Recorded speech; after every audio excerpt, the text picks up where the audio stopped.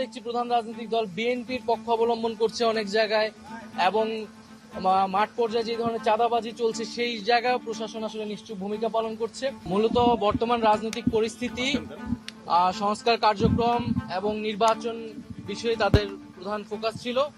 এছাড়াও দেশের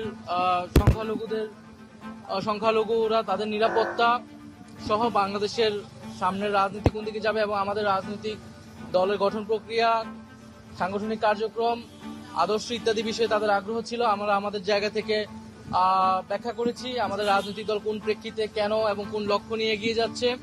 সংস্কার বিষয়ে আমরা যেই প্রস্তাবনাগুলো সংস্কার কমিশনে দিয়েছি সেটি আমরা বলেছি, এবং আমরা আমাদের যে তিনটি দাবি, বিচার, সংস্কার এবং গণপরিষদ নির্বাচন, সেটি আমরা সুস্পষ্টভাবে বলেছি।